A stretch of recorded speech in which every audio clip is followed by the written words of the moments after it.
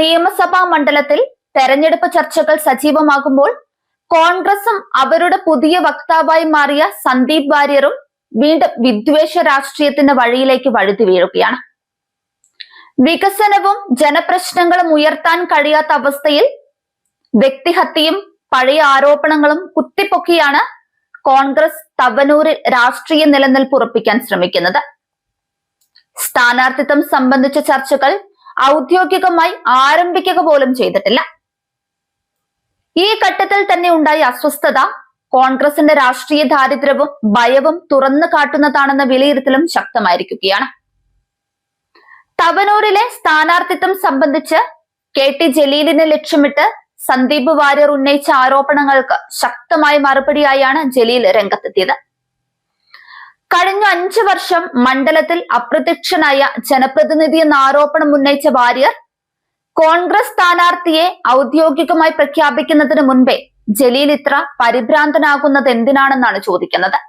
എന്നാൽ ഈ ചോദ്യങ്ങൾക്ക് പിന്നിലെ രാഷ്ട്രീയ ഉദ്ദേശം വ്യക്തിഹത്യയും വിദ്വേഷ പ്രചാരണവുമാണെന്നാണ് ജലീൽ തിരിച്ചടിച്ചത്. ഫേസ്ബുക്ക് പോസ്റ്റിലൂടെ വാര്യരെ കടുത്ത ഭാഷയിൽ വിമർശിച്ച ജലീൽ കോൺഗ്രസ് രാഷ്ട്രീയത്തിന്റെ ഇരട്ടത്താപ്പ് കൂടി തുറന്നുകാട്ടി. ആട്ടിൻ തോലണിഞ്ഞ രാഷ്ട്രീയമാണ് വാര്യർ നടത്തുന്നതെന്നും RSSകാർ പോലും പറയാൻ മടിച്ച കാര്യങ്ങൾ വിളിച്ചു പറഞ്ഞ് ന്യൂനപക്ഷ വിരുദ്ധ വിഷം പ്രചരിപ്പിക്കുകയാണ് വാര്യർ ചെയ്തതെന്നും ജലീൽ പറയുന്നുണ്ട്. തനിക്കെതിരെ ഉയർത്തുന്ന ആരോപണങ്ങൾ വികസന പരാജയം മറച്ചുവെക്കാനുള്ള ശ്രമമാണെന്നും തവനൂരിന്റെ മതേതര മനസ്സിനെ അപമാനിക്കുന്ന സമീപനമാണ് കോൺഗ്രസും സന്ദീപ് വാര്യറും സ്വീകരിക്കുന്നതെന്നും ജലീൽ തുറന്നടിച്ചു. സിനിമയിൽ പ്രവർത്തിച്ചിരുന്നുവെന്ന പഴയ ആരോപണം സംബന്ധിച്ചും ജലീൽ വ്യക്തത വരുത്തുന്നുണ്ട്. നിരോധിക്കപ്പെടാത്ത കാലത്ത് സിനിമയിൽ പ്രവർത്തിച്ചുവെന്നത് സത്യമാണ്.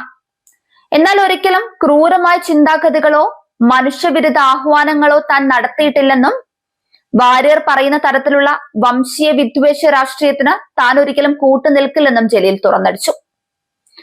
ഒരു ഉറുമ്പിനെ പോലും ടയറിൽ കെട്ടി തീ കൊളുത്തണമെന്ന തരത്തിലുള്ള ഭാഷ ഞങ്ങൾ ഒരിക്കലും ഉപയോഗിച്ചിട്ടില്ല. മരണം വരെ അത്തരം ചിന്തകൾ ഞങ്ങളുടേതല്ല എന്ന ജലീലിന്റെ പരാമർശം കോൺഗ്രസ് ആക്രമണത്തിന്റെ അടിസ്ഥാനരഹിതം തുറന്നു കാട്ടുന്നതാണ്. ഏത് പ്ലാറ്റ്ഫോമിലാണെങ്കിലും പൊറുക്കാവുന്നതേ പറയാവൂ എന്നൊരു ഫ്രീ ഉപദേശവും വാര്യർക്ക് കൊടുക്കുന്നുണ്ട്.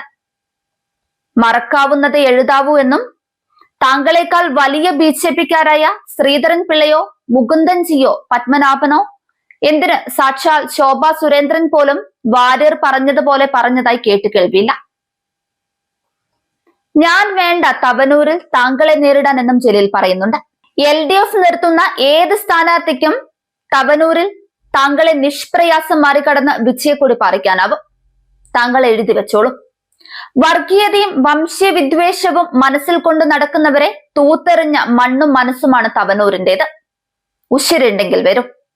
LDFുമായി ഒരു കൈ നോക്കാമെന്നാണ് ജലീലിന്റെ ഫേസ്ബുക്ക് പോസ്റ്റിൽ പറയുന്നത്. വാര്യരുടെ ആരോപണങ്ങൾക്ക് മറുപടിയായി ധൈര്യമുണ്ടെങ്കിൽ തവനൂരിൽ മത്സരിക്കണമെന്ന തുറന്ന വെല്ലുവിളിയാണ് ഒടുവിൽ ജലീൽ ഉയർത്തിയത്. വികസനത്തെക്കുറിച്ചും കഴിഞ്ഞ 5 വർഷത്തെ പ്രവർത്തനങ്ങളെക്കുറിച്ചും സംസാരിക്കാൻ തയ്യാറാകാതെ പഴയ വീഡിയോ ക്ലിപ്പുകളും വളച്ചൊടിച്ച പ്രസ്താവനകളും ഉപയോഗിച്ച് വിദ്വേഷം വിതറുകയാണ് സന്ദീപ് വാര്യർ ചെയ്യുന്നതെന്നും ജലീൽ കുറ്റപ്പെടുത്തി. ഇതോടെ തവനൂരിൽ ഉയർന്ന ചർച്ചകൾ ഒരു കാര്യം വ്യക്തമായി സൂചിപ്പിക്കുന്നുണ്ട്. വികസന രാഷ്ട്രീയത്തിന് മറുപടി നൽകാൻ കഴിയാത്ത കോൺഗ്രസും പുതുവേഷത്തിലെത്തിയ വാര്യരും വീണ്ടും വിദ്വേഷത്തിന്റെ വഴിയാണ് തെരഞ്ഞെടുത്തിരിക്കുന്നത്.